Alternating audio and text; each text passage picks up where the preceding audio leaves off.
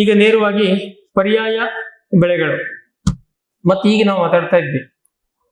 ಇನ್ನು ನಿಮಗಾಗ್ಲಿ ನಮಗಾಗ್ಲಿ ಸಿದ್ದರಾಮಯ್ಯ ಅವರಿಗೆ ಯಾರಿಗೂ ಅಡಿಕೆನೂ ಬೇಡ, ಕಾಫಿನೂ ಬೇಡ, ಯಾವುದು ಬೇಡ, ಬೇಕಾಗಿದ್ದು ದುಡ್ಡು. ಈ ಯಂಗ್ಸ್ಟರ್ಸ್ ಎಲ್ಲ ಅಮೆರಿಕಕ್ಕೆ ಹೋದ, ಇನ್ನೊಬ್ಬ ಹೋದ ಅಂದ್ರೆ ದುಡ್ಡಿದೆ ಅಂತ ಹೋಗಿದ್ದಾರೆ. ಅದೇ ದುಡ್ಡನ್ನು ಊರಲ್ಲಿ ತೋರಿಸಿದ್ರೆ ಇಲ್ಲಿ ಬರ್ತಾರೆ. ಯಾವುದು ಸುಲಭವಾಗಿ ಬೇಗನೆ ಹೆಚ್ಚು ಪ್ರಮಾಣಕ್ಕೆ ಪ್ರಾಮಾಣಿಕವಾಗಿ ಬರ್ತದ ದುಡ್ಡು, ಅದಕ್ಕೆ ಆಪ್ಟ್ ಆಗ್ತಾರೆ. ಎಲ್ಲರೂ ಕಂಪ್ಯೂಟರ್ ಸೈನ್ಸ್ ಇಂಜಿನಿಯರಿಂಗ್ ಏನಕ್ಕೆ ಮಾಡಿದ್ರೆ ಅದು ದುಡ್ಡು ಆಗ್ತದೆ, ಸಿಂಪಲ್. ಅದನ್ನು ನೀವಿಲ್ಲಿ ನೀವೇ ದೊಡ್ಡವರೇ ಇದ್ದೆ ಇದೆಲ್ಲ ಉದ್ಧಾರ ಆಗೋದಿಲ್ಲ, ಮಂಗ ಬರ್ತದೆ, ಆಮೇಲೆ ಇದು ಬರ್ತದೆ, ಮಳೆ ಹೋಯ್ತದೆ, ನಮಗ ಆಯ್ತು ನೀನು ಬೇಡ ನೀನು ಹೋಗು ಅಂತೇಳಿ ಹೇಳಿದ್ರೆ ಮನೆಯಾಗ ಬರ್ತಾರೆ. ಮೊದಲೇ ಮಂಗ ಮರ ಆಗ್ತದೆ, ಎಣ್ಣೆ ಹಾಕೊಟ್ಟಾಗಿ ನೀವೇ ಹಂಗ್ ಮಾಡಿದ್ರೆ ಆ ಅಟಿಟ್ಯೂಡ್ ಚೇಂಜ್ ಆಗ್ಬೇಕು. ಆದ್ರೆ ಬರೀ ಬಾಯಲ್ಲಿ ಅಟಿಟ್ಯೂಡ್ ಚೇಂಜ್ ಮಾಡಿದ್ರೆ ಪ್ರಯೋಜನ ಇಲ್ಲ, ದುಡ್ಡು ಮಾಡಿ ತೋರಿಸ್ಬೇಕು. ಅಲ್ಟಿಮೇಟ್ಲಿ ಎಲ್ಲರಿಗೂ ಬೇಕಾಗಿದ್ದು ದುಡ್ಡು. ಆ ಅವಕಾಶ ಇಲ್ಲಿದೆ. ನೆನ್ಪಿಟ್ಗಳು ಎಲ್ಲ ಕಡೆ 25% ಫ್ಲಾಟ್ TDS ಕಟ್ಟಾಗ್ತದೆ. ಅಗ್ರಿಕಲ್ಚರ್ ನಲ್ಲಿ ಇಲ್ಲ, ಯಾರಿಗೆ ಲೆಕ್ಕ ಕೊಡೋದಿಲ್ಲ ಇಲ್ಲಿ. ಇದೆಲ್ಲ ಅವಕಾಶಗಳನ್ನ ಅರ್ಥ ಆಗಿ ಬರ್ತಾರೆ. ಕರೋನಾ ನಂತರ ಸಾಕಷ್ಟು ಜನ ಬಂದಿದೆ, ಹಾಗಾಗಿ ಆಶಾಭಾವನೆ ಇದೆ. ಮತ್ತೆ ಇದೆಲ್ಲ ಒಂದು ಸೈಕಲ್ ಆಗ್ತಾ ಇರ್ತದೆ, ಮತ್ತೆ ಹೋಗ್ತಾರೆ ಮತ್ತೆ ಬರ್ತಾರೆ, ಇದು ನಿರಂತರ. ಪರ್ಯಾಯ ಬೆಳೆಗೆ ಬರೋದಕ್ಕಿಂತ ಮೊದಲೇ ಅಡಿಕೆಗೆ ಪರ್ಯಾಯ ನೋಡುವ. ಅಡಿಕೆನಲ್ಲಿ ಸರಿಯಾಗಿದ್ರು ಕೂಡ ಎವರೇಜು 4 ಲಕ್ಷ ರೂಪಾಯಿ ಇನ್ಕಮ್ ಇದೆ, ಎವರೇಜ್. ಕೆಲವು ಯಾರು ಒಂದು 5 ಲಕ್ಷಕ್ಕೆ ಹೋಗ್ಬೋದು, ಇನ್ನು ಬಯಲುಸೀಮೆಗೆ ಹೋದ್ರೆ 3 ಲಕ್ಷ, 3 ರಿಂದ 4 ಲಕ್ಷ ರೂಪಾಯಿ ಇನ್ಕಮ್ ಇದೆ. ನಿಮ್ಗೇನು 1 ಎಕರೆ ತೋಟದಲ್ಲಿ ಅಷ್ಟು ದುಡ್ಡು ಬಂದ್ಬಿಟ್ರೆ ಅಲ್ಲಿಗೆ ಬ್ರೇಕ್ ಇವನ್ ಆಯಿತು. ಸಿಲ್ವರ್ ಓಕು ಕಾಫಿ ಕಾಳುಮೆಣಸು ಕಾಂಬಿನೇಷನ್ನು ಕರ್ನಾಟಕದಲ್ಲೇ ಲಕ್ಷಾಂತರ ಎಕರೆ ಬಂದಿದೆ. ನಾನು ಬಯಲುಸೀಮೆಯಲ್ಲಿ ಕಂಡಲ್ಲೆಲ್ಲ ಮಾಡಿಸ್ತಾ ಇದ್ದೇನೆ. ನಮ್ಮ ಶಿಷ್ಯ ವರ್ಗದಲ್ಲಿ ಹೇಳಿದಲ್ವಾ, ಕೋಲಾರದಲ್ಲಿ ಬಂದಿದೆ, ಹಾಟೆಸ್ಟ್ ಬೆಲ್ಟು. ಚಳ್ಳಕೆರೆ ಕರ್ನಾಟಕದಲ್ಲಿ ಅತಿ ಹೆಚ್ಚು ಟೆಂಪರೇಚರ್ ಇರುವಂಥದ್ದು. ಚಿತ್ರದುರ್ಗದಲ್ಲಿ ಒಂದು 21 ಎಕರೆ ಕಾಫಿ ಕಾಳುಮೆಣಸು ತೋಟ ಬಂದಿದೆ. ನಾವು ಒಂದು ಹೋದ ವರ್ಷ ವರ್ಕ್ಶಾಪ್ ಮಾಡಿದ್ವಿ, ಅದು ಈ ನಿಮಗೆ ಆ್ಯಪಲ್ಲಿ ನೋಡೋಕೆ ಸಿಗುತ್ತೆ, ಚಿತ್ರದುರ್ಗ ಕಾರ್ಯಾಗಾರ ಅಂತ. ಅಲ್ಲಿ ಬಂದ ಮೇಲೆ ಎಲ್ಲ ಕಡೆ ಬರ್ತದೆ, ಅಷ್ಟು ಕಂಡೀಷನ್. ಅದಕ್ಕೆಲ್ಲ ಒಂದಷ್ಟು ಪದ್ಧತಿಗಳಿದೆ.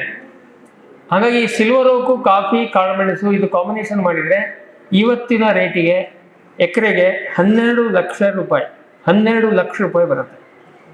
ಇದು ಹೈಪೋಥೆಟಿಕಲ್ ಅಲ್ಲ, ನಾನು ನಿಮಗೆ ಸಾವಿರಾರು ಎಕರೆ ತೋರಿಸ್ತೀನಿ, ಹೋಗಿ ನೋಡ್ಕೊ ಬನ್ನಿ. ಆದರೆ ಮಾಡಬೇಕು. ಆಮೇಲೆ ಇನ್ನೊಂದು ಹೇಳ್ತೀನಿ, ಸಿಲ್ವರ್ ಓಕ್ ಹಾಕಿದರೆ ಭೂಮಿಗೆ ಭಾರ ಅಂತೇಳಿ ಒಂದಷ್ಟು ಬೋಗಸ್ ಗಿರಾಕಿಗಳು ಪ್ರಚಾರ ಮಾಡಿದ್ರು. ಅದಕ್ಕೆಲ್ಲ ಹಿನ್ನೆಲೆ ಬೇರೆ ಬೇರೆ ಇದೆ. ಸಿಲ್ವರ್ ಓಕು ಯಾವ ಕಾರಣಕ್ಕೂ ಭೂಮಿಗೆ ಮಾರಕ ಅಲ್ಲ. ಅದು ಅವ್ರು ಏನು ಹೇಳ್ತಾ ಇದ್ದಾರೆ, ಬೇರೆ ಬೇರೆ ದುರುದ್ದೇಶದಿಂದ ಹೇಳಿರೋದು. ಅಮಾಯಕರು ಅದನ್ನು ನಂಬಿದ್ದಾರೆ, ಹಾಕಬೇಡಿ. ಹಾಗಾಗಿ ಹಾಕಬೇಡಿ ಅಂತೇಳಿ ನಿಮ್ಮ ತಲೆ ತಿಂದಿದ್ದಾರೆ. ಸಿಲ್ವರ್ ಓಕು ಕಾಫಿ ಕಾಳುಮೆಣಸು ಕಾಂಬಿನೇಷನ್ನು ನಿಮ್ಮ ಊರಿನಲ್ಲಿ ಅದ್ಭುತವಾಗಿ ಬರುತ್ತೆ. ಎಕರೆಗೆ 10 ರಿಂದ 12 ಲಕ್ಷ ರೂಪಾಯಿ ಬರುತ್ತೆ, ಮಾಡ್ಬೋದು. ಅದು ಬಿಟ್ಟು ಮೊನೋಕ್ರಾಪಿಂಗ್ ಕೋಕೋ ಮಾಡ್ಬೋದು, ಬರೇ ಕೋಕೋ. ಅದಕ್ಕೆ ಕೋಕೋಕ್ಕೆ ನೆರಳು ಬೇಡ, ಅದಕ್ಕೆ ಒಂದು ಸಣ್ಣ 1 ವರ್ಷ 2 ವರ್ಷದವರೆಗೆ ಅದಕ್ಕೆ ನೆರಳು ಕೊಡಬೇಕಾಗತ್ತೆ. ನೆನ್ಪಿಟ್ಕೊಳ್ಳಿ, ಇದೇ ಕೋಕೋ ಬೆಳೆಯನ್ನ ನಾನು ರಾಣೆಬೆನ್ನೂರು, ಕೊಪ್ಪಳ, ಚಾಮರಾಜನಗರ, ನೀವೇನು ಚರ್ಮ ಎಲ್ಲ ಸುಡ್ತದೆ ಅಲ್ಲಿ ಹೋದ್ರೆ, ಉರಿ ಬಿಸಿಲಿನ ಊರು ಅಂತಲ್ಲಿ ಮೊನೋಕ್ರಾಪಿಂಗ್ ಕೋಕೋ ಮಾಡಿದ್ದೀವಿ. ಆಂಧ್ರ ಪ್ರದೇಶದಲ್ಲಿ 100 ಎಕರೆ ಬಂದಿದೆ, ಅದನ್ನು ಸ್ಟಡಿ ಮಾಡಿದ್ದೀವಿ. ನಮ್ಮ ಆ್ಯಪಲ್ಲಿ ನಿಮಗೆ ಹಿಂದಿನ ಕಾರ್ಯಕ್ರಮ, ಇದಕ್ಕೆ ಅಭಿಯಾನಕ್ಕೆ ಹೋದರೆ ಕೋಕೋ ಅಂತಿದೆ. ಆ ಕೋಕೋದಲ್ಲಿ ತೆರೆದ ಹೊಲದಲ್ಲಿ ಅದ್ಭುತ ಕೋಕೋ ಅಂತೇಳಿ ಆಂಧ್ರ ಪ್ರದೇಶ ರಾಜಮುಂಡ್ರಿದು ಮಾಡಿದ್ದಿದೆ. 1 ಎಕರೆ ಕೋಕೋ ಮಾಡಿದರೆ 5 ರಿಂದ 6 ಲಕ್ಷ ರೂಪಾಯಿ, 5 ಲಕ್ಷ ರೂಪಾಯಿ ಅಂತ ಇನ್ಕಮ್ ಇದೆ. 10 ರಿಂದ 12 ಕ್ವಿಂಟಲ್ ಕೋಕೋ ಬೀಜ ಬರುತ್ತೆ. ಪೂರ್ತಿ ಓಪನ್, ಹೆಂಗೆ ತೊಗರಿನ ಇನ್ನೊಂದು ಹತ್ತಿನ ಓಪನ್ ಮಾಡ್ತಾರ ಹಂಗೇನೆ ಓಪನ್ ಬರೋದು. ನಿಮ್ಮಲ್ಲಂತೂ ಬಹಳ ಸುಲಭವಾಗಿ ಬರುತ್ತೆ. 5 ರಿಂದ 6 ಲಕ್ಷ ರೂಪಾಯಿ ಕೋಕೋ ಮಾಡ್ಬೋದು. ನೆಲದ ಮೇಲೆ ನಿಂತ್ಕೊಂಡು ಕೊಯ್ಯೋದು, ಮರ ಹತ್ತ ಕೆಲಸ ಇಲ್ಲ. ವರ್ಷಕ್ಕೆ ಬೇರೆ ಭಾಗದಲ್ಲಿ ವರ್ಷಕ್ಕೊಂದು ಸ್ಪ್ರೇ ಬೇಡ, ಬಟ್ ನಿಮ್ಮಲ್ಲಿ ಬೇಕಾಗ್ಬೋದು. ನಾನು ಹೆಚ್ಚಿನ ಮಳೆ ಪ್ರದೇಶಕ್ಕೆ ಕೋಕೋ ಹೇಳೋದಿಲ್ಲ, ಏನಕ್ಕೆಂದರೆ ಪಾಡ್ರಾಟು ಬರ್ತದೆ, ಕಾಯಿಕೊಳೆ. ಆದರೆ ಅದಕ್ಕೆ ಬೋರ್ಡ ಹೊಡೆದು ಏನೇ ಇದ್ರೂ ಇಷ್ಟೆತ್ತರ ಜಾಗದಲ್ಲಿ ಮಾಡೋ ಕೆಲಸ. ಕೋಕೋಕ್ಕೆ ಮಾರ್ಕೆಟಿಂಗ್ ಸಮಸ್ಯೆ ಇಲ್ಲ, ವರ್ಲ್ಡ್ ವೈಡು. ನಾನು ಅದನ್ನು ಕೋಕೋ ಹೇಳಿ ಮುಗಿಸ್ಬಿಡ್ತೀನಿ. ಕೋಕೋ ಜಾಗತಿಕವಾಗಿ ಬೇಡಿಕೆ ಇದೆ. ಭಾರತದ ಎಲ್ಲರೂ ಒಂದು ತಲೆಯಲ್ಲಿದೆ, ಎಲ್ಲರೂ ಕೋಕೋ ಹಾಕ್ಬಿಟ್ರೆ ಆಮೇಲೆ ಮಾರ್ಕೆಟ್ ಬಿದ್ದೋದ್ರೆ ಹೇಳೋ ಒಂದು ಮಾತಿದೆ, ಬೀಳೋದಿಲ್ಲ. ಏನಕ್ಕೆ ಇಟ್ಟಿದ್ದಾರೆ, ಅಡಿಕೆಗೆ ನೆನ್ಪಿಟ್ಕೊಳ್ಳಿ, ಭಾರತ ಮಾತ್ರ ಅಡಿಕೆ ತಿನ್ನೋರು, ಅಲ್ಲೇ ಶ್ರೀಲಂಕಾದಲ್ಲಿ ತಿನ್ನೋದಿಲ್ಲ, ಬಾಂಗ್ಲಾದೇಶ ಮತ್ತು ಪಾಕಿಸ್ತಾನ, ಇಷ್ಟು ಬಿಟ್ಟರೆ ಮತ್ತೆಲ್ಲೂ ಅಡಿಕೆ ತಿನ್ನೋದಿಲ್ಲ. ಹಾಗಾಗಿ ಅಡಿಕೆ ಮಾರ್ಕೆಟ್ ಬಿದ್ದೋಗ್ಬೋದು. ಕೋಕೋ ಇಡೀ ಜಗತ್ತಿನಲ್ಲಿ ಬೇಕು, ಭಾರತಕ್ಕೊಂದೇನೆ ಆದ್ರೂ ಈಗ ಸದ್ಯಕ್ಕೆ 1.5 ಲಕ್ಷ ಟನ್ ಕೋಕೋ ಬೇಡಿಕೆ ಇದೆ. ಅದರಲ್ಲಿ ಬೇರೆ ಬೇರೆ ಕೋಕೋ ಮಾಸ್ ಅಂತ ಬರ್ತದೆ, cocoa liquor, cocoa butter, powder, ಈ ಥರದ್ದು 3-4 ಪ್ರಾಡಕ್ಟ್ ಬರುತ್ತೆ. ಅದು ಬೇಕ್ರಿನಲ್ಲಿ, ಚಾಕ್ಲೇಟಲ್ಲಿ ಎಲ್ಲದಕ್ಕೂ ಬಳಸ್ತಾರೆ. 1.5 ಲಕ್ಷ ಟನ್ನು ಕೋಕೋದ ಕನ್ಸಂಪ್ಷನ್ ಇದೆ ಪ್ರತಿ ವರ್ಷ. ಮತ್ತೆ 17% ಹೆಚ್ಚಾಗ್ತಾ ಇದೆ ಬೇಡಿಕೆ. ಯಾಕಂದ್ರೆ ಈಗ ಮೊದಲೆಲ್ಲ ಯಾರು ಈಗ ಹಳ್ಳಿ ಮೇಲೂ ಬರ್ತ್ಡೇ ಕೇಕ್ ತಂದು ಕಟ್ ಮಾಡಿ ಹಾಡು ಹೇಳ್ತಾರೆ, ಮುಂಚೆ ಇರಲಿಲ್ಲ. ಆ ಕಲ್ಚರ್ ಬೆಳೀತಾ ಇದೆ. ಆದರೆ ಭಾರತದಲ್ಲಿ ಇವತ್ತಿನ ಪ್ರೊಡಕ್ಷನ್ ಇರೋದು ಬರೀ 20,000 ಟನ್ ಮಾತ್ರ. ಆಂಧ್ರ ಪ್ರದೇಶದಲ್ಲಿ ಹೈಯೆಸ್ಟ್ ಇದೆ. ಸೊ ಅಲ್ಲಿಗೆ 1,30,000 ಟನ್ ಕೋಕೋವನ್ನು ಘಾನಾ ಮತ್ತು ಐವರಿ ಕೋಸ್ಟ್ ಬೇರೆ ಬೇರೆ ದೇಶದಿಂದ ತರಿಸ್ತಾ ಇದ್ದಾರೆ. ಅದು ನನಗೆ ನೇರವಾಗಿ ಗೊತ್ತಿದ್ದವರು ಇದ್ದಾರೆ, ಕ್ಯಾಡ್ಬರೀಸ್ನವರು. ಆಮೇಲೆ ಇನ್ನೊಂದು ಜಿಂದಾಲ್ ಕೋಕೋದವರೊಂದೇ 35,000 ಟನ್ ಬಳಸ್ತಾರೆ. ಸೊ ಇಡೀ ಕರ್ನಾಟಕದಲ್ಲಿ 1 ಇಂಚು ಬಿಡದೇ ಕೋಕೋ ಬೆಳೆಸಿದ್ರು. ಇವತ್ತಿನ ಡೇಟಿಗೆ ಕೋಕೋ 15 ಲಕ್ಷ ಎಕರೆನಲ್ಲಿ ಕೋಕೋ ಬೆಳೆಸಿದ್ರೆ ಭಾರತದ ಇವತ್ತಿನ ಬೇಡಿಕೆಗೆ ಸಮ ಹೋಗ್ತದೆ. 15 ಲಕ್ಷ ಎಕರೆ ಕೋಕೋವನ್ನು ಭಾರತದಲ್ಲಿ ಪಾಪ್ಯುಲರ್ ಮಾಡ್ತಾ ಇರೋರು 2 ಜನ. ಒಂದು ಕ್ಯಾಡ್ಬರೀಸ್, ಅವರು 4 ರಾಜ್ಯದಲ್ಲಿ ಮಾಡ್ತಾ ಇದ್ದಾರೆ. ಇನ್ನೊಂದು ಫಾರ್ಮ್ ಟಿವಿ. ನಾವು ಹೋದ ವರ್ಷ ಒಂದು 10 ಲಕ್ಷ ಗಿಡ, 8-9 ಲಕ್ಷ ಗಿಡ ನಾವು ಕೊಟ್ಟಿದ್ದೀವಿ. ಅದರಲ್ಲಿ ಸ್ವಲ್ಪ ಸಮಸ್ಯೆಗಳಿದೆ, ಅದು ಪಾಡು ಗೀಡು ಅದೆಲ್ಲ ಗಿಡ ಮಾಡೋಕ್ಕಾಗೋದಿಲ್ಲ. ಕ್ಯಾಡ್ಬರೀಸ್ನವರು 4 ರಾಜ್ಯ ಸೇರಿ ಒಂದು 50 ಲಕ್ಷ ಗಿಡ ಮಾಡ್ತಾರೆ. ನಾವೆಲ್ಲ ಸರ್ಕಸ್ ಮಾಡಿದ್ದು 25,000 ಎಕರೆ. ಹೆಚ್ಚಂದ್ರೆ ಡಿಮಾಂಡ್ ಇರೋದು 15 ಲಕ್ಷ ಎಕರೆ. ಹಾಗಾಗಿ ಕೋಕೋಕ್ಕೆ ಡಿಮಾಂಡ್ ಇದೆ, ರೇಟ್ ಏರ್ತಾ ಇದೆ. ಎಕರೆಗೆ 5-6 ಲಕ್ಷ ರೂಪಾಯಿ ದುಡಿಯೋಕೆ ಅವಕಾಶ ಇದೆ ಸ್ವತಂತ್ರವಾಗಿ ಮಾಡಿದಾಗ. ಇನ್ನು ತೆಂಗು ಮತ್ತು ಅಡಿಕೆ ತೋಟದಲ್ಲಿ ಮಾಡ್ಬೋದು. ಬಟ್ ನಿಮ್ಮ ಅಡಿಕೆ ತೋಟದಲ್ಲಿ ಇಲ್ಲಿ ಪರಿಸ್ಥಿತಿಯಲ್ಲಿ ಕೋಕೋ ಬೇಡ. ಕಾರಣ ಅಂದರೆ ನೆರಳು, ಸಿಕ್ಕಾಪಟ್ಟೆ ನೆರಳಿದೆ, ಅಲ್ಲಿ ಕೊಳೆ ರೋಗ ಬರ್ತದೆ, ಇಳುವರಿ ಬರೋದಿಲ್ಲ. ಏನಕ್ಕೆ ಅಂದರೆ ನೆರಳು ಭಾಳ ಇದೆ. ಅದನ್ನು ಹೊಸ ತೋಟದಲ್ಲಿ ಮಾಡ್ಬೋದು. ಹಾಗಾಗಿ ಕೋಕೋಕ್ಕೆ ಈಗ ನಂದು ಖಾಲಿ ಜಾಗ ಇದೆ, ಏನು ಮಾಡಲಿ, ನನಗೆ ಕಷ್ಟ, ಭಾಳ ಕಷ್ಟ. ಕಾಳುಮೆಣಸು ನಾನು ಹೇಳಿದೆ 10 ಲಕ್ಷ 12 ಲಕ್ಷ. ಕಾಳುಮೆಣಸು ಕಿರಿಕಿರಿ ಬೆಳೆ. ಅದನ್ನು ಯಂಗ್ಸ್ಟರ್ಸ್ ಇದ್ದು ಸರಿಯಾಗಿ ಪ್ಯಾಕೇಜ್ ಆಫ್ ಪ್ರಾಕ್ಟೀಸ್ ಫಾಲೋ ಮಾಡಿದರೆ ಮಾತ್ರ ಉಳಿಸ್ಕೋಬೋದು. ಇಲ್ಲಾಂದರೆ ಕಾಳುಮೆಣಸು ಸ್ವಲ್ಪ ಕಷ್ಟ. ಆವ ಪರಿಸ್ಥಿತಿಯಲ್ಲಿ ನನಗೆ ಅಷ್ಟೆಲ್ಲ ರಿಸ್ಕ್ ಬೇಡ ಅಂತಾದರೆ ಮೊನೋಕ್ರಾಪಿಂಗ್ ಕೋಕೋ ಮಾಡ್ಬೋದು. ಇದಕ್ಕೆಲ್ಲದಕ್ಕೂ ಈಗ ಆ್ಯಕ್ಚುಲಿ CPCR ಅಂತವ್ರು ಹೇಳ್ಕೊಡ್ಬೇಕು ಕೋಕೋ. ಇವರ ಬೇರೆ ಕಲೀಗೋ, ಬಟ್ ಅವರದ್ದು ರೆಕಮೆಂಡೇಶನ್ ಇಲ್ಲ. ನಾನು ಇದು ನಾವೇ ನೋಡಿ ಕಲಿತು ನಾನೇ ಅಡ್ವೈಸ್ ಮಾಡಿ ಈಗ ಕ್ರಾಪ್ ಬಂದಿದೆ, ಅವರಿಗೆ ಮಾರ್ಕೆಟಿಂಗ್ ಕೂಡ ನಾವೇ ತೋರಿಸ್ತೀವಿ.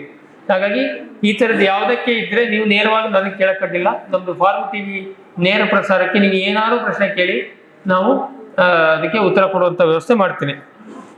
ಸೊ ಹಾಗಾಗಿ ಮೊನೋಕ್ರಾಪಿಂಗ್ ಕೋಕೋ ಮಾಡ್ಬೋದು. ಅಡಿಕೆ ತೋಟದಲ್ಲೂ ಒಂದು ಮಟ್ಟಕ್ಕೆ ಹೊಸ ತೋಟದಲ್ಲಿ ಮಾಡ್ಬೋದು.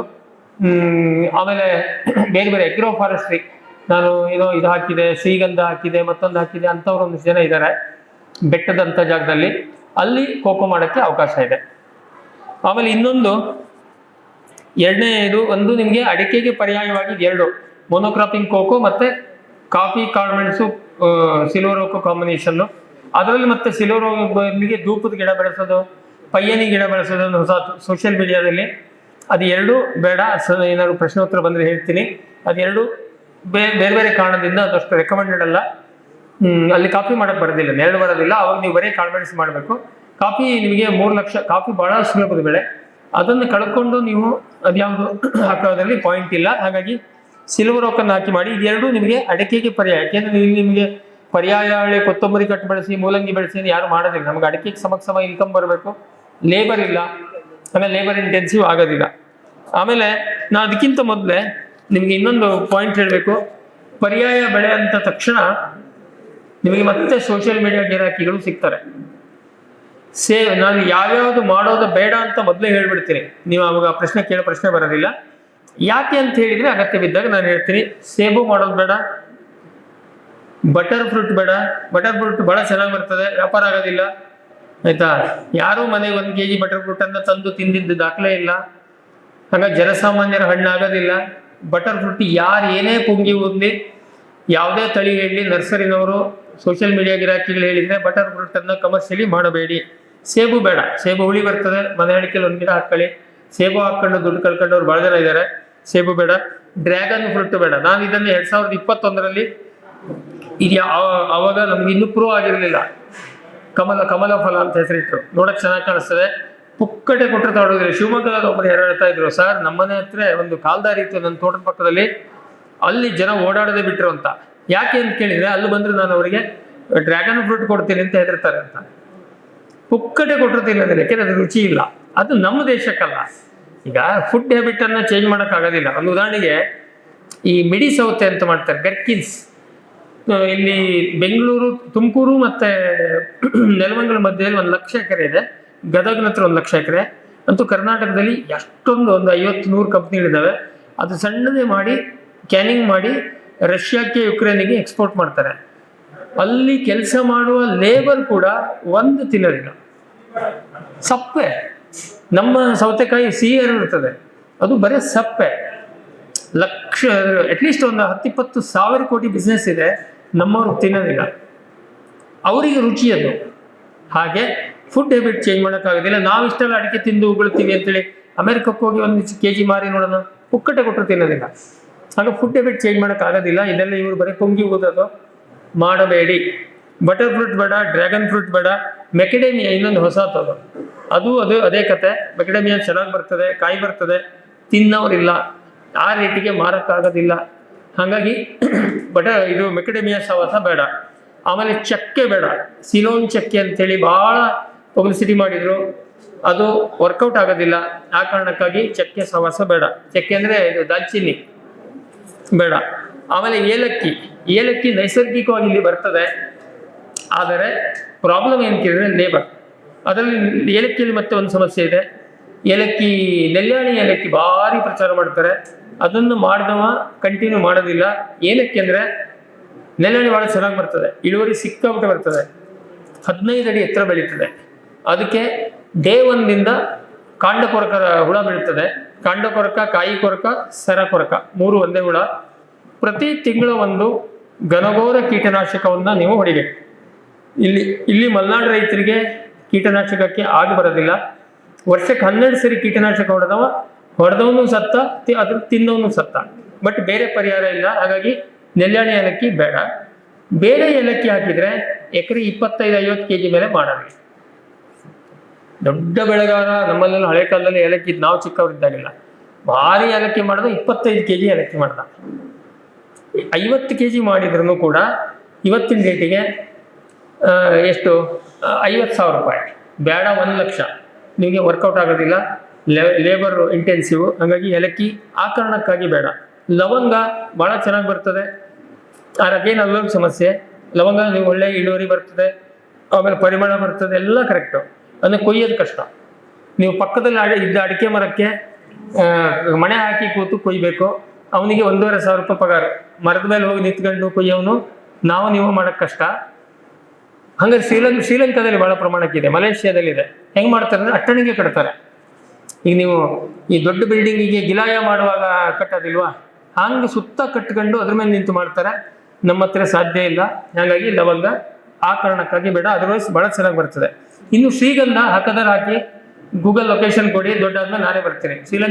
ಶ್ರೀಗಂಧ ಹಾಕಿದ್ರೆ ಯಾರೇ ಹಾಕಿದ್ರು ನಮಗೆ ಸಿಗೋದಿಲ್ಲ. ಅದರಿಂದಾಗಿ ಹೋರಾಟಗಳು, ಕೊಲೆ ಬೇಕಾಗಿದ್ದಾಗಿದೆ. ಹಾಗಾಗಿ ಆ ಕಾರಣಕ್ಕಾಗಿ ಶ್ರೀಗಂಧದ ಸವಾಸ ಬೇಡ. ಅದು ಅಗೇನ್ ಸೋಷಿಯಲ್ ಮೀಡಿಯಾ ಗಿರಾಕಿಗಳದ್ದು ಪ್ರಚಾರ. ಆಮೇಲೆ ಜಂಬು ನೇರಳೆ ಅಂದರೆ ನೇರಳೆ ಹಣ್ಣು ಬಯಲುಸೀಮೆಯಲ್ಲಿ ಹಾಕ್ಕೊಂಡು ಮಂಗಾಗಿದ್ದಾರೆ, ಇಡೀ ಮರ ತುಂಬ ಕಾಯಿ ಬರ್ತದೆ. ಅದು ಅವತ್ತೇ ಕುಯ್ಬೇಕು, ಮೇಲೆ ಹತ್ತಿ ಕುಯ್ಬೇಕು. ಕೆಳಗೆ ಬಿದ್ದರೆ ಅಪಚ್ಚಿ ಆಗ್ತದೆ. ಕುಯ್ದು 2 ದಿವಸದೊಳಗೆ ತಿಂದು ಮುಗಿಬೇಕು, ಇಲ್ಲ ಹಳಸೋಗ್ತದೆ. ಆಯ್ತಾ? ಇದು ಏನಂತಾರೆ, ಡಯಾಬಿಟಿಸಿಗೆ ಔಷಧಿ ಪೂರ್ವಕವಾಗಿ ತಿಂತಾರಂತೆ. ಯಾರು ಚಾಟ್ ಮಸಾಲ ಅಂಗಡಿಗೆ ಹೋದಾಗ ಪ್ರೋಟೀನ್ ಎಷ್ಟಿದೆ, ಫ್ಯಾಟ್ ಎಷ್ಟಿದೆ ನೋಡಿ ತಿನ್ನೋದಿಲ್ಲ. ರುಚಿ ಆದರೆ ತಿಂತಾರೆ, ಇಲ್ಲಾಂದ್ರೆ ಬಿಡ್ತಾರೆ. ಹಂಗೆ ಯಾರು ಅದನ್ನೆಲ್ಲ ನೋಡ್ಕೊಂಡು ಮಾಡೋದಿಲ್ಲ. ಅದೆಲ್ಲ ಬೋಗಸ್ ಕಥೆಗಳು. ಜಮ್ಮು ನೇರಳೆ ಸವಾಸ ಬೇಡ. ನಿಮ್ಮ ನೇರಳೆ 1 ಗಿಡ ಹಾಕೊಳ್ಳಿ ಸಾಕು. ಆಮೇಲೆ ನೇರಳೆ ಹಣ್ಣನ್ನು ಯಾರು 1 kg ತಂದವ್ರಿಗೆ ವರ್ಷ ಇಲ್ಲಿ ಯಾರೂ ಇಲ್ಲ. ಹೆಚ್ಚಂದ್ರೆ 1/4 kg ತರ್ತಾರೆ. ಅದೇನಕ್ಕೆ, ಮಕ್ಕಳಿಗೆ ತಿನ್ನೋಕ್ಕೆ. ಅದು ಏನಾಗುತ್ತೆ, ತಿಂದ್ರೆ ಗಂಟ್ಲೆಲ್ಲ ಕರಗ್ತದೆ, ನಾಲ್ಗೆಲ್ಲ ಮಂಗನ ನಾಲ್ಗೆ ಆಗೋದಂಗೆ ಆಗ್ತದೆ. ದೊಡ್ಡವ್ರು ಯಾರು ತಿನ್ನೋದಿಲ್ಲ, ಸುಮ್ಮನೆ 1 ತಿಂತಾರೆ. ಹಾಗಾಗಿ ಅದು ಬಲ್ಕಲ್ಲಿ ವ್ಯಾಪಾರ ಆಗೋದಿಲ್ಲ. ಇವರು ನರ್ಸರಿನವ್ರು ಹೇಳ್ತಾರಂತ ಸುಳ್ಳು. ಹಾಗಾಗಿ ನೇರಳೆ ಸವಾಸ ಬೇಡ. ಆಮೇಲೆ ನೆಲ್ಲಿಕಾಯಿ ಕೂಡ ಮಾರ್ಕೆಟ್ ಕಷ್ಟ. ಅದು ಮತ್ತು ಇನ್ನೊಂದು ಸಮಸ್ಯೆ ಇದೆ ಇದರಲ್ಲಿ. ನೆಲ್ಲಿನಲ್ಲಿ ನೀವು ಕಸಿ ಗಿಡ ನೆಟ್ಟರೂ ಕೂಡ ಒಂದಷ್ಟು ಗಿಡದಲ್ಲಿ ಕಾಯೇ ಬರೋದಿಲ್ಲ. ಆ ಕಾರಣಕ್ಕಾಗಿ ಬೇಡ. ಇನ್ನೊಂದು ಬೆಸ್ಟ್ ಅವಕಾಶ ಇರುವಂಥದ್ದು ಹಲಸಿನ ಮೇಲೆ ನಾವು ಸ್ಟಡಿ ಮಾಡ್ತಾ ಇದ್ದೀವಿ. ಈ 1-2 ಕಂಪ್ನಿಗಳು ತಯಾರಾಗಿದ್ದಾವೆ. 1 ಎಕರೆ ಮಾಡಿದರೆ 12 ಲಕ್ಷ ರೂಪಾಯಿ ಆದಾಯ. ಉತ್ತರ ಕರ್ನಾಟಕದಲ್ಲಿ ಭಾಳ ಮಾಡ್ತಾರೆ. 420ಗಳು ಅವ್ರು ಏನೇ ಹೇಳಿದ್ರು ನಂಬೇಡಿ, ಸಿಂಪಲ್. ನಾವು ಅದನ್ನ ಸಾಕಷ್ಟು ಸರಿ ಅದನ್ನ ಇದು ಮಾಡಿದೀವಿ. ಹಲಸಿಗೆ ಅದ್ಭುತ ಅವಕಾಶ ಇದೆ. ಉತ್ತರ ಭಾರತಕ್ಕೆ ಅದು ಇದಾಗಿ ಹೋಗ್ತದೆ, ಏನು ತರಕಾರಿಯಾಗಿ ಹೋಗ್ತದೆ. ಆಮೇಲೆ ಹಣ್ಣಿನ ಸೊಳೆಯನ್ನಾಗಿ ನಾವು ಮಾರೋದಕ್ಕೆ ಅವಕಾಶ ಇದೆ, ಹಣ್ಣಾಗಿ ಕೂಡ ಅವಕಾಶ ಇದೆ. ಆಮೇಲೆ ಸೂಡೋಮೀಟು ಎಕ್ಸ್ಪೋರ್ಟ್ ಆಗ್ತದೆ. ಅದು ಪೀಸನ್ನು ಮಾಡಿ ಪ್ರೊಸೆಸಿಂಗ್ ಮಾಡಿ ಕೇರಳದಿಂದ ಒಂದು 2-3 ಕಂಪ್ನಿಗಳು ತಯಾರಾಗಿದ್ದಾವೆ, ಯುರೋಪಿಗೆ ಹೋಗ್ತದೆ. ಆಮೇಲೆ ಅದರದ್ದು ಹಲಸಿನ ಪೌಡ್ರ್ ಮಾಡಿ ಅದು ಗ್ಲುಟೆನ್ ಫ್ರೀ ಹೇಳಿ ಇದು ಹೋಗ್ತದೆ. ಬಟ್ ಇದು ಯಾವುದೂ ಕೂಡ ಇವತ್ತಿನ ಡೇಟಿಗೆ ಕಮರ್ಷಿಯಲಿ ಎಸ್ಟಾಬ್ಲಿಷು ಆಗಿಲ್ಲ. ಒಂದು. ಎರಡನೇದು ಏನಾಗಿದೆ, ಒಳ್ಳೊಳ್ಳೆ ತಳಿಗಳು ಬಂದಿದೆ. ನೀವು ಮಲೆನಾಡವ್ರು ತಂದು ಹಾಕಿದ್ರೆ ಮತ್ತೆ ಅದು ಬಿಡುವಾಗ್ತದೆ, ಅಲ್ಲಿ ಚೆನ್ನಾಗಿ ಬರ್ತದೆ, ಇಲ್ಲಿ ಫೇಲ್ ಆಗ್ತದೆ. ಅದಕ್ಕಿಂತ ಇನ್ನೊಂದು ಸಮಸ್ಯೆ ಏನಿದೆ ಅಂದರೆ, ಅದು ಕಾರಣಗಳು ನಮಗೂ ಯಾರಿಗೂ ಗೊತ್ತಿಲ್ಲ. ಇವರು ಸೈಂಟಿಸ್ಟ್ಗಳು ಇನ್ನೂ ಸ್ಟಡಿ ಮಾಡ್ತಾ ಇದ್ದಾರೆ. ಏನು GKVK ರಿಸರ್ಚ್ ಇದೆ. ಅದೇನಾಗುತ್ತೆ, 100 ಗಿಡ ನೀವು ಸುಮ್ಮನೆ 1 ಗಿಡ ಇದ್ದಾಗ ಚಂದ ಕಾಯಿ ಬರ್ತದೆ. ಅದನ್ನೇ ಒಂದು ತೋಟ ಮಾಡಿದಾಗ 30-40% ಗಿಡಕ್ಕೆ ಕಾಯೇ ಬರೋದಿಲ್ಲ. ಕಸಿ ಕಟ್ಟಿ ತಂದು ನೆಟ್ಟು ಕೂಡ ಮಾಡಿದ್ರು ಯೂನಿಫಾರ್ಮಿಟಿ ಇಲ್ಲ. ಅದು ಈಗ 1 ವರ್ಷ ಕಾಯಿ ಬರ್ತದೆ ಅಂತ ಹೇಳಿ ಒಂದು ನರ್ಸರಿನವರೆಲ್ಲ ಒಂದಿಷ್ಟು ಪ್ರಚಾರ ಮಾಡ್ತಾರೆ. ಅದು ವಿಯೆಟ್ನಾಂ ಅಲ್ಲಿ ಅದು ಹಣ್ಣು ಚೆನ್ನಾಗಿಲ್ಲ, ತರಕಾರಿಯಾಗೂ ಕೂಡ ಚೆನ್ನಾಗಿಲ್ಲ. ಅದು ಕೊಟ್ಟೆನಲ್ಲೇ ಗಿಡ ಕಾಯಿ ಬಂದಿದೆ ಅಂತೇಳಿ ಪ್ರಚಾರ ಮಾಡಿ ಹೊಟ್ಟೆಪಾಡಿಗೋಸ್ಕರ ಸುಳ್ಳು ಹೇಳಿ ಮಾರ್ತಾರೆ. ಅದು ಹಾಗಾಗಿ ಹಲಸಿಂದು ನಾವು ಸ್ಟಡಿ ಮಾಡ್ತಾ ಇದ್ದೀವಿ. ಯಾಕೆಂದ್ರೆ ನೀರು ಇಲ್ದನೆ ಏನೂ ಮಾಡದೇ ಬರುವಂತ ಬೆಳೆ ಹಲಸು, ಎಲ್ಲ ನೆಟ್ಟರು ಬರ್ತದೆ. ಆದರೆ ಅದರದ್ದು ಕಮರ್ಷಿಯಲ್ ಎಕನಾಮಿಕ್ಸು ಅಟ್ಲೀಸ್ಟ್ ಎಕರೆಗೆ ಒಂದು 3 ಲಕ್ಷ ದುಡಿಬಹುದು ಅಂತಾದರೆ ಮಾಡ್ಬೋದು. ಅದು ನಮ್ಗಿನ್ನೂ ಕ್ಲಾರಿಟಿ ಸಿಕ್ಕಿಲ್ಲ. ಒಬ್ರು ಅಶೋಕ್ ಕುಮಾರ್ ಅಂತೇಳಿ ಒಂದು 165 ಎಕರೆನಲ್ಲಿ ಹಾಕಿದ್ದಾರೆ. ಅವರು ನಾವು ಒಂದು ಸ್ವಲ್ಪ ಸ್ಟಡಿ ಮಾಡ್ತಾ ಇದ್ದೀವಿ. ಅದೇನಾದರೂ ಇದು ಬಂದರೆ ವೆರೈಟಿ ಸಮೇತ ನಾವು ಅದಕ್ಕೆ ಹೇಳ್ತೀವಿ. ಅಲ್ಲಿವರೆಗೆ ನಮಗಂತೂ ಗೊತ್ತಿಲ್ಲ. ಹಾಗೆ ಹಲಸಿನ ಇದು ಬೇಡ. ಇನ್ನೊಂದು ಬ್ಲೂಬೆರಿ, ಇತ್ತೀಚೆಗೆ ನಿಮಗೆ ಸೋಷಿಯಲ್ ಮೀಡಿಯಾದಲ್ಲಿ ಭಾಳ ಬರ್ತದೆ ಬ್ಲೂಬೆರಿ ಬೇಸಾಯ. ಅದು ಮತ್ತೆ ಬೋಗಸ್ ಕಥೆಗಳು. ನಮ್ಮ ಆ ಬ್ಲೂಬೆರಿಗಿಂತ ನಮ್ಮ ಕಂಬಳಿ ಹಣ್ಣು, ಈ ಮಲ್ಬೆರಿನಲ್ಲಿ ಬರುವಂಥದ್ದು ಹಣ್ಣು ಇನ್ನೂ ರುಚಿ ಇದೆ. ನಮ್ಮಲ್ಲಿ ಅದನ್ನು ಯಾರು ತಿನ್ನೋದಿಲ್ಲ. ಇವರೆಲ್ಲ ಜ್ಯೂಸ್ ಮಾಡೋದು ಕತೆ ಎಲ್ಲ ಇಂಟರ್ನೆಟ್ಟಿಂದ ತೋರಿಸ್ತಾರೆ. ಅದು ಆ ದೇಶದಲ್ಲಿ ಹೆಬಿಟ್ ಇದೆ. ಈಗ ಇಂಟರ್ನೆಟ್ಟಲ್ಲಿ ನೋಡಬೇಕು ಅಂದರೆ ತೆಂಗಿನ ಚಿಪ್ಪು ಅಮೆಝಾನಲ್ಲಿ ಹೊಡೆದು ನೋಡಿ, 3600 ರೂಪಾಯಿ ಒಂದು ಚಿಪ್ಪು. ನೀವು ಮಾರಿ ನೋಡೋಣ. ಅದು ಸುಮ್ಮನೆ ಯಾರೋ ಕೀಟಲೆಗೋಸ್ಕರ ಪೋಸ್ಟ್ ಮಾಡಿರ್ತಾರೆ, ಅಥವಾ ಇಂಥವರೇ ಯಾವುದೋ ಗಿರಾಕಿಗಳು ಮಾಡಿರ್ತಾರೆ. ಹಾಗಾಗಿ ಬ್ಲೂಬೆರಿ ಸವಾಸ ಬೇಡ. ಸೊ ಹಾಗಾಗಿ ಇದಿಷ್ಟು. ಯಾಕೆ ನನಗೆ ಇದು ದಿನಾ ಬರ್ತದೆ ಈ ಪ್ರಕರಣಗಳು. ಹಾಕೊಂಡು ಫೇಲ್ ಆದವರು ಹಾಕಲ್ಲ ಅಂತ ಕೇಳೋರು. ಆಮೇಲೆ ನರ್ಸರಿನವರು ಮೆಕಡೆಮಿಯಾ ಕಸಿ ಗಿಡವನ್ನ ರೆಕಮೆಂಡ್ ಮಾಡಿ, ಸರ್ ಹಾಗೆ ಬರುತ್ತೆ ಹಿಂಗೆ ಬರುತ್ತೆ, ನಮಗೆ 500 ರೂಪಾಯಿ ಕೊಡ್ತಾರಂತೆ. ಒಂದು ಗಿಡ ನಮ್ಮ ಥ್ರೂ ವ್ಯಾಪಾರ ಆದರೆ 500 ರೂಪಾಯಿ ಕೊಡ್ತಾರಂತೆ. ನಾಳೆ ಅಗತ್ಯ ಇಲ್ಲ. ನಮ್ಮ ಕ್ರೆಡಿಬಿಲಿಟಿ ಹಾಳಾಗ್ತದೆ. ಯಾಕೆ ನಾನು ಏನೇ ಕೇಳಿದ್ರು ಉತ್ತರ ಕೊಡಬೇಕು, ಮತ್ತು ಮುಂದಿನ ವರ್ಷ ಹೀಗೆ ಕೂತಿರ್ಬೇಕು. ಅವಾಗ ಎಲ್ಲಿ ತೋರಿಸ್ಲಿ? ನಾವು ಈಗ ಕೋಕೋ ಹೇಳಿ, ಕಾಫಿ ಹೇಳಿ, ಯಾವುದೇ ಹೇಳಿದ್ರು ತುದಿ ಅವ್ರಿಗೆ ತಳಿಯಿಂದ ಹಿಡಿದು ಮುಂದೆ ಮಾರ್ಕೆಟ್ ಅವರಿಗೆ ಲಿಂಕ್ ಮಾಡ್ತೀವಿ. ಅದೇನು ಲೀಗಲ್ ಆಬ್ಲಿಗೇಷನ್ ಅಲ್ಲ, ನಾನೇನು ಬಾಂಡ್ ಬರ್ಕೊಟ್ಟಿಲ್ಲ, ಬಟ್ ಮಾರಲ್ ಆಬ್ಲಿಗೇಷನ್.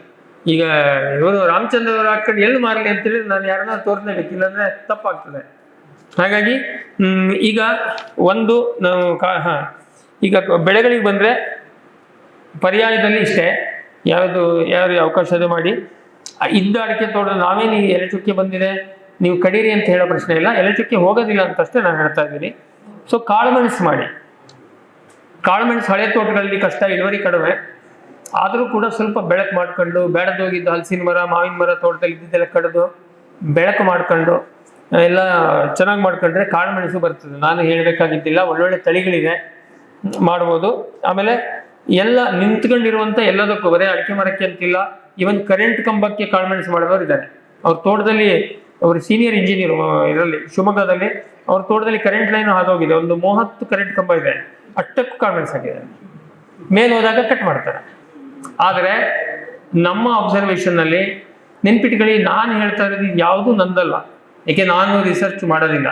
ಇದು ಇಂಥವ್ರದ್ದೆಲ್ಲ ನಮಗೆ ದೊಡ್ಡ ಬಳಗ ಇದೆ. ನಾನು ಏನಿದ್ರು ಇದೇ ವಿನಾಯಕಣ್ಣಗೆ ನಾನು ಏನಿಲ್ಲ ಅಂದ್ರೆ ವಾರಕ್ಕೊಂದು 5 ಸರಿ 10 ಸರಿ ಇವರೊಬ್ರು ಇದೇ ಥರ ಬೇರೆ ಬೇರೆ ನಾವು ಫೀಡ್ಬ್ಯಾಕ್ ತಗೋತೀವಿ. ಎಲ್ಲಿ ಏನಾಗಿದೆ, ಇದಕ್ಕೆ ಕಾಳುಮೆಣಸಿಗೆ ವೇಣುಗೋಪಾಲ್ ಸರ್, ಇದು ನನ್ನ ಅಭಿಪ್ರಾಯ, ಯಾವುದೂ ಅಲ್ಲ, ನಾನು ರಿಸರ್ಚ್ ಮಾಡಲಿಲ್ಲ. ಸೊ ಅದೇನಾಗುತ್ತೆ ಕೇಳಿದರೆ ಅದು ಕುಸಿತದೆ. ಆಮೇಲೆ ಓಪನ್ ಜಾಗದಲ್ಲಿ ಮಾಡಿದರೆ ಬೇಸಿಗೆಯಲ್ಲಿ ಹೀಟ್ ಆಗ್ತದೆ.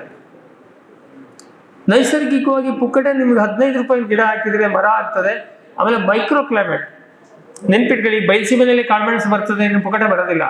ನೀವು ಕಾಡು ಮಾಡ್ತೀರಿ. ಚಿತ್ರದುರ್ಗ ಡಾಕ್ಟರ್ ತೋಟಕ್ಕೆ ಹೋದ್ರೆ ಗೊತ್ತಾಗ್ತದೆ. ನಾನೇ ಅಂದ್ಕೊಂಡಿದ್ದೆ ಚಿತ್ರದುರ್ಗದಲ್ಲಿ ಬರುತ್ತಾ ಅಂತ ಹೇಳಿ. ಒಳಗೆ ಹೋದ್ಮೇಲೆ ಏನು ಆಶ್ಚರ್ಯನೇ ಇಲ್ಲ, ಮಲೆನಾಡೋದು. ಅಲ್ಲೇ ನೀವು ಅವ್ರ ಕಂಪೌಂಡಿಂದ ಆಚೆ ಬಂದರೆ ಚರ್ಮ ಸುಡ್ತದೆ. ಬರೀ 400 ಮಿಲಿಮೀಟರ್ ಮಳೆ, ಟೆಂಪ್ರೇಚರ್ ಹೈಯೆಸ್ಟ್ ಹೋದ ವರ್ಷ 41 ಡಿಗ್ರಿ ಹೋಗಿದೆ. ಬಟ್ ಅವ್ರ ತೋಟದೊಳಗೆ ಹೋದ್ರೆ ಮಲೆನಾಡು ಸಿಂಪಲ್. ಹಾಗಾಗಿ ನೀವು ಮರ ಬೆಳೆಸಿದ್ರೆ ಮಾತ್ರ ಈ ಮೈಕ್ರೋ ಕ್ಲೈಮೇಟ್ ಸೃಷ್ಟಿ ಆಗ್ತದೆ. ಆವಾಗ ಕಾಳು ಮೆಣಸಿನ ಗಿಡ ಬಹಳ ಚೆನ್ನಾಗಿ ಬರ್ತದೆ, ಇಲ್ಲ ಅಂದ್ರೆ ಸ್ಕಾಚಿಂಗ್ ಆಗ್ತದೆ. ಹಾಗಾಗಿ ಕಂಬ ಮಾಡ್ತೀನಿ, ಪ್ಲಾಸ್ಟಿಕ್ ಮಾಡ್ತೀನಿ, ಅದೆಲ್ಲ ಸುಮ್ಮನೆ ಅದು ಇದಕ್ಕೆ ಫ್ಯಾಷನ್ನಿಗೆ ಮಾಡ್ಬೋದು, ಬಟ್ ಕಮರ್ಷಿಯಲಿ ವಯಬಲ್ ಅಲ್ಲ. ಹಾಗಾಗಿ ಕಾಳು ಮೆಣಸನ್ನು ನಿಂತ್ಕೊಂಡಿದ್ದು ಎಲ್ಲೋ ಅದು ಹೇಳಿದ್ನೆಲ್ಲ, ಕರೆಂಟ್ ಕಂಬದಿಂದ ಹಿಡಿದು ಕಂಡಿದ್ದ ಮೇಲೆ ಹಾಕ್ಬೋದು. ಕಾಳುಮೆಣಸು ಬಂದಷ್ಟು ಅದರಲ್ಲೂ ಆದಷ್ಟು ದುಡ್ಡು ಯಾವ ಬೆಳೆನಲ್ಲೂ ಆಗೋದಿಲ್ಲ. ಹಾಗಾಗಿ ಕಾಳುಮೆಣಸನ್ನು ಮಾಡಿ.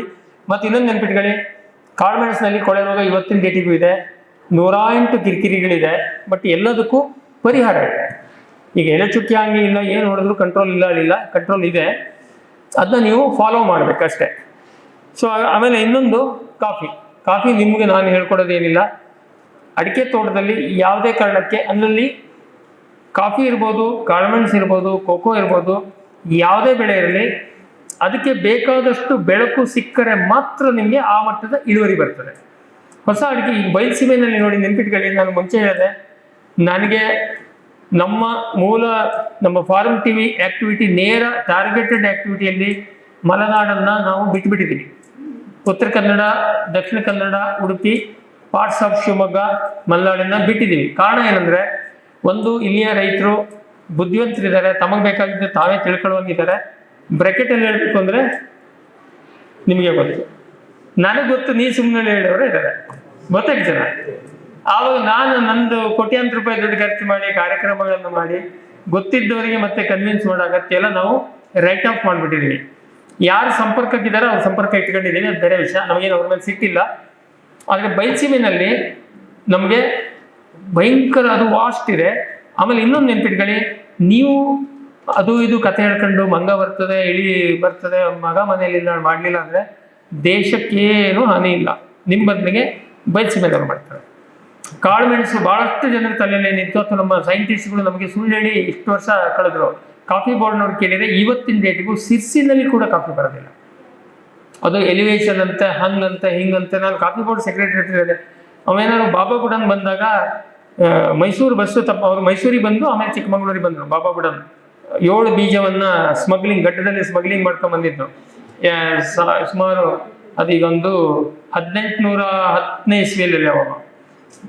ಆವಾಗ ಏನಾದರೂ ಅವರಿಗೆ ಮೈಸೂರು ಬಸ್ ತಪ್ಪಿ ಗುಲ್ಬರ್ಗ ಬಸ್ಸಿಗೆ ಹತ್ತಿದ್ರೆ, ಇವತ್ತು ಗುಲ್ಬರ್ಗ ಮೇನ್ ಕಾಫಿ ಏರಿಯಾ ಅಲ್ಲ ಅಂತ ಪ್ರೂವ್ ಮಾಡಿ ಅಂತ ನಾನು ಕಾಫಿ ಬೋರ್ಡ್ ಸೆಕ್ರೆಟರಿ ಈಗ ಟ್ರಾನ್ಸ್ಫರ್ ಆಗಿದ್ದಾರೆ, agriculture scientist, IAS officer.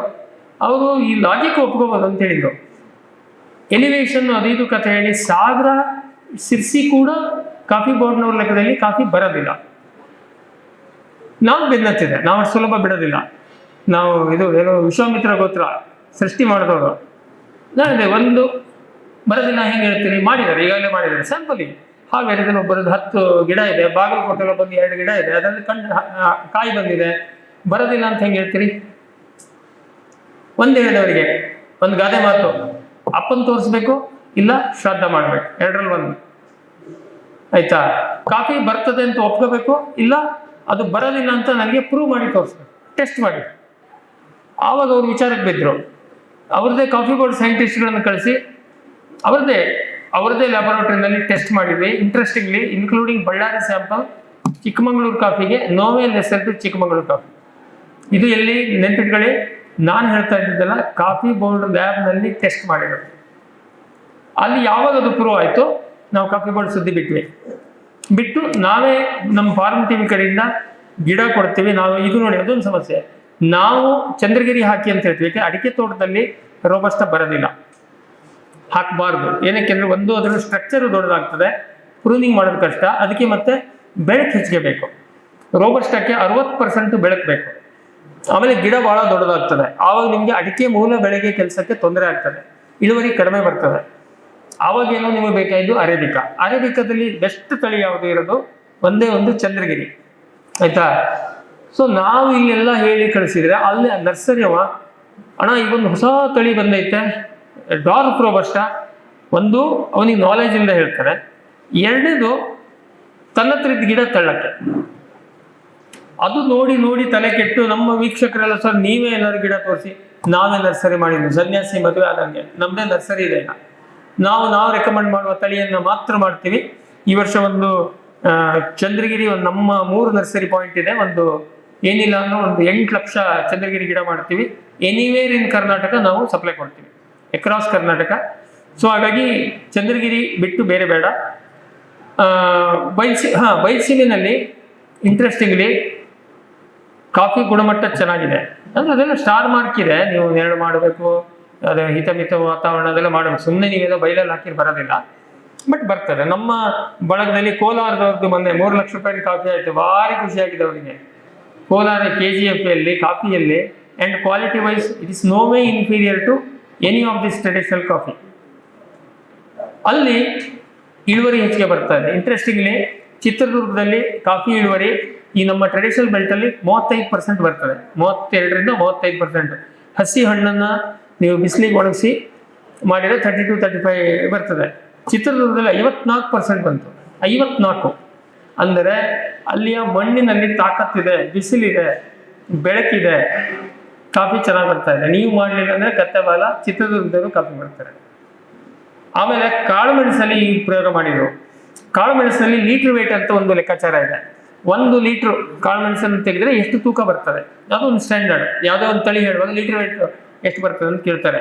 Litre weight Challakere ಚಿತ್ರದುರ್ಗದಲ್ಲಿ ಇಸ್ ಬೆಟರ್ ದ್ಯಾನ್ ಸಿರ್ಸಿ.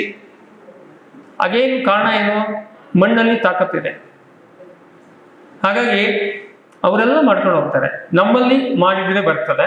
ಕೆಲವು ಸಮಸ್ಯೆ ಇದೆ, ಮಂಗ ತಿಂತದೆಲ್ಲ ಇದೆ, ಇಲ್ಲ ಅಂತ ನಾವೇನು ಹೇಳೋದಿಲ್ಲ, ಬಟ್ ಬೇಕಂದ್ರೆ ಮಾಡಬೇಕು. ಕಾಫಿ ಹಳೆ ತೋಟಗಳಲ್ಲಿ ನೆರಳು ಹೆಚ್ಚಾಗಿ ಇಳುವರಿ ಕಡಿಮೆ ಬರ್ತದೆ. ಹೊಸ ತೋಟದಲ್ಲಿ ಒಂದು ಟನ್ ಕಾಫಿ ಕಾಮನ್ ಆಗಿ ಬರ್ತದೆ. ಹಾಗಾಗಿ ಕಾಫಿ ಅಡಿಕೆಗೆ ಏನೂ ತೊಂದರೆ ಕೊಡದೇ ಅಡಿಕೆ ಸಾಲಿನಲ್ಲಿ ಬರೇ 2 ಅಡಿಕೆ ಮಧ್ಯದಲ್ಲಿ ಒಂದು ಕಾಫಿ ಹಾಕಿದ್ರೆ ಏನಿಲ್ಲ ಅಂದ್ರೂ 8 ಕ್ವಿಂಟಲ್ ಕಾಫಿ ಬರ್ತದೆ. ಇವತ್ತಿನ ಡೇಟಿಗೆ ಒಂದು ಎಕರೆಗೆ ಒಂದು 2.5 ಲಕ್ಷ. ನಿಮ್ಮ ತೋಟದೆಲ್ಲ ಖರ್ಚನ್ನ ನೀವು ಕಾಫಿನಲ್ಲಿ ತೆಗಿಬೋದು. ಭಾಳ ಸಿಂಪಲ್ಲು, 2 ವರ್ಷಕ್ಕೆ ಇಳುವರಿ ಬರ್ತದೆ, ಆಮೇಲೆ ಒಂದು 25 ವರ್ಷ ಬರ್ತದೆ. ಸೊ ಹಾಗಾಗಿ ಒಳ್ಳೆ ತಳಿ ಇದೆ, ಕಾಫಿಯನ್ನು ಮಾಡಿ. ಆಮೇಲೆ ಬೆಟ್ಟದ ಜಾಗದಲ್ಲಿ ಇದೆಲ್ಲ ಏನು ನಾವು ಬೆಟ್ಟ ಅಂತ ಹೇಳ್ತೀವಿ, ನೀವೇನು ಹೇಳ್ತೀರೋ ಗೊತ್ತಿಲ್ಲ, ತೋಟಕ್ಕೆ ಪಡಿಯಾಗಿ ಬಿಟ್ಟಿರೋದು, ಅಲ್ಲೆಲ್ಲ ನೀವು ಕಾಫಿ ತೋಟ ಮಾಡ್ಬೋದು. ಅದನ್ನು ನೀವು ಇದು ಮಾಡಕ್ಕೆ ಕೊಡೋದಿಲ್ಲ, ಅತಿಕ್ರಮಣ ಮಾಡಕ್ಕೆ ಕೊಡೋದಿಲ್ಲ, ಅಡಿಕೆ ಹಾಕ್ತೀರಿ ಅಂತ ಕೊಡೋದಿಲ್ಲ ಫಾರೆಸ್ಟ್ನವರು. ಬಟ್ ಕಾಫಿ ಅಂತ ಅದನ್ನು ನೀವೇನು ಡಿಸ್ಟರ್ಬ್ ಮಾಡ್ತಾರೆ. ಆ ಥರ ಜಾಗದಲ್ಲಿ ಕಾಫಿ ಎಲ್ಲ ನೈಸರ್ಗಿಕ ಮರದ ಮೇಲೆ ಕಾಳುಮೆಣಸನ್ನು ಹಾಕ್ಬೋದು. ಸೊ ಅದಾಯಿತು. ಆಮೇಲೆ ಇನ್ನೊಂದು ಇಂಪಾರ್ಟೆಂಟು, ಜಾಯ್ಕಾಯಿ ಮಾಡ್ಬೋದು. ಜಾಯ್ಕಾಯಿ ನಾವು ಇದೇ ಥರ ಸ್ಟಡಿ ಮಾಡಿ ನೋಡಿ, ನಾನು ಒಂದು ಪಕ್ಕ ನನಗೆ ನೋಡ್ಕೊಳ್ಳಿ. ಕಾಳುಮೆಣಸು ಮಾಡಿ ಅಂತ ಹೇಳ್ತೀನಿ, ಜಾಯ್ಕಾಯಿ ಮಾಡಿ ಅಂತ ಹೇಳ್ತೀವಿ, ಲವಂಗ ಬೇಡ ಅಂತ ಹೇಳ್ತೀವಿ, ಚಕ್ಕೆ ಬೇಡ ಅಂತ ಹೇಳ್ತೀವಿ. ನಾವು ಇದನ್ನ ಸಾಕಷ್ಟು ಕೂಲಂಕುಷವಾಗಿ ಸ್ಟಡಿ ಮಾಡಿ, ಮಾರ್ಕೆಟ್ ಇದೆಯಾ, ಇದು ನಮ್ಮ ಮ್ಯಾಚ್ ಆಗ್ತದ ಎಲ್ಲ ನೋಡಿ ನಾವು ಒಂದು ರೆಕಮೆಂಡೇಶನ್ಗೆ ಬರ್ತೀವಿ. ಯಾಕೆ ನಾನೇನೋ ಪುಕ್ಕಟೆ ಕಥೆ ಹೇಳಿದ್ರು ನಿಮ್ಮ ತೋಟ ದುಡ್ಡು ಹಾಳಾಗಬಾರ್ದು, ನನಗೆ ಅದು ಒಂದು ಮಾರಲ್ ರೆಸ್ಪಾನ್ಸಿಬಿಲಿಟಿ ಬರ್ತದೆ. ಸೊ ಜಾಯ್ಕಾಯಿಗೆ ಒಂದು ಮಟ್ಟಕ್ಕೆ ಚೆನ್ನಾಗಿದೆ, ನಿಮ್ಮಲ್ಲಿ ನೈಸರ್ಗಿಕವಾಗಿ ಬರ್ತದೆ. ಜಾಯ್ಕಾಯಿದಲ್ಲಿ ಒಳ್ಳೊಳ್ಳೆ ತಳಿಗಳು ಬಂದಿದೆ. ಸ್ವಲ್ಪ ಕಸಿ ಗಿಡದ ಪ್ರಾಬ್ಲಮ್ ಇದೆ, ಅದನ್ನು ಸಾಲ್ವ್ ಮಾಡ್ಬೋದು. ಹಾಗಾಗಿ ಜಾಯ್ಕಾಯಿಗೆ ಅವಕಾಶ ಇದೆ. ಇದು ನನಗನ್ಸುವಂತೆ ಇದಿಷ್ಟು ಸಾಕು ಪರ್ಯಾಯ ಬೆಳೆಗಳು. ಇನ್ನು ಯಾವ್ಯಾವ್ದು ಬೇಡ ಅಂತ ನಾನು ಹೇಳ್ಬಿಟ್ಟಿದ್ದೀನಿ. ಬೆಸ್ಟ್ ಅಂದರೆ ಇದಕ್ಕೆ ಈಗ ನಮ್ಮದೊಂದು ಸಣ್ಣ ಮಾರ್ಕೆಟಿಂಗ್ ಮಾಡ್ಕೊಂಡ್ಬಿಡ್ತೀನಿ.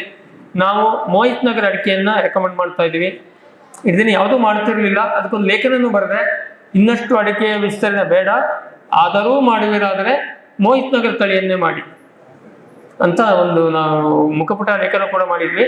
ಸೊ ಹೊಸದಾಗಿ ಅಡಿಕೆ ಮಾಡೋರು ಯಾರೇ ಇದ್ರೂ ಮೋಹಿತ್ ನಗರ ಬಿಟ್ಟು ಬೇರೆ ಯಾವುದೂ ಮಾಡಬೇಡಿ, ಮಾಡ್ತೀರಿ ಅಂತ ಅಷ್ಟು ಮಟ್ಟಿಗೆ ಚೆನ್ನಾಗಿದೆ. CPCRA ಅವರು ಹೇಳಲಿಲ್ಲ ಅಥವಾ ಅವರು ಚಾಲಿಗೆ ರೆಕಮೆಂಡ್ ಮಾಡಿದರು. ನಾವು ಅದು ಸ್ಟಡಿ ಮಾಡಿದಾಗ ಎಲ್ಲದಕ್ಕೂ ಬರ್ತದೆ, ಇಳುವರಿ ಡಬಲ್ ಬರ್ತದೆ. ಹಾಗೆ ಅದಕ್ಕೆ ಮೋಹಿತ್ ನಗರಕ್ಕೆ ಎಲೆ ಚುಕ್ಕೆ ತಡ್ಕೊಳ್ಳೋ ಶಕ್ತಿ ಇಲ್ಲ, ಹಳದಿ ಎಲೆ ತಡ್ಕೊಳ್ಳೋ ಶಕ್ತಿ ಇಲ್ಲ, ಅದೆಲ್ಲ ಸುಳ್ಳು.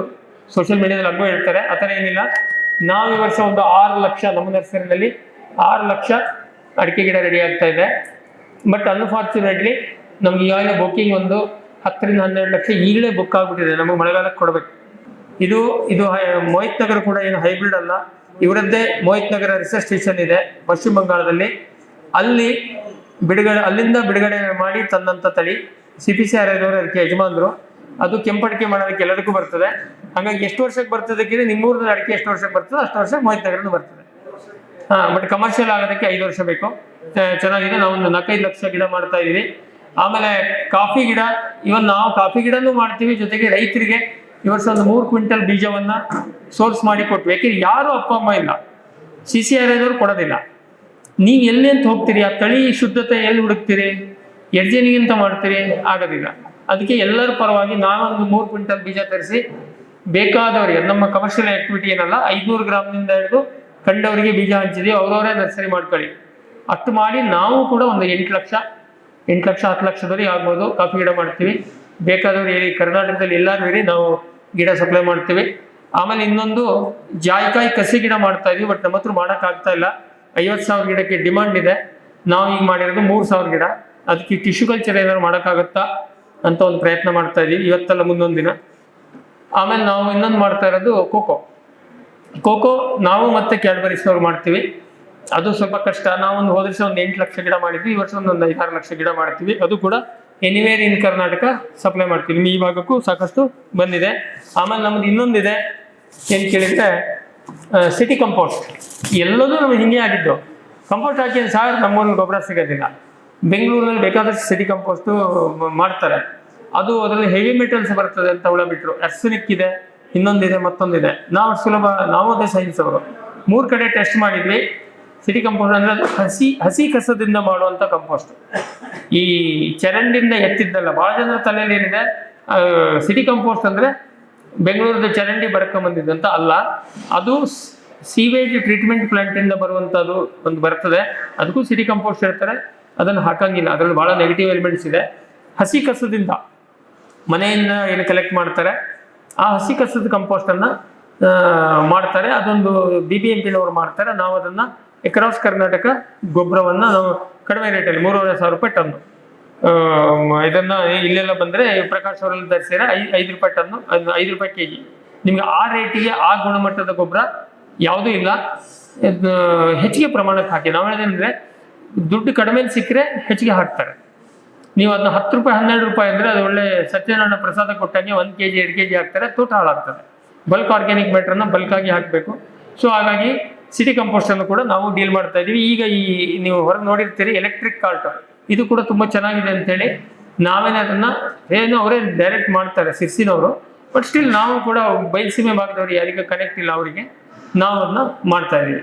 ಸೊ ಇದಿಷ್ಟು ವರ್ಷ ಸಾಕು ಅಂತ ಅನ್ಕೋತೀನಿ.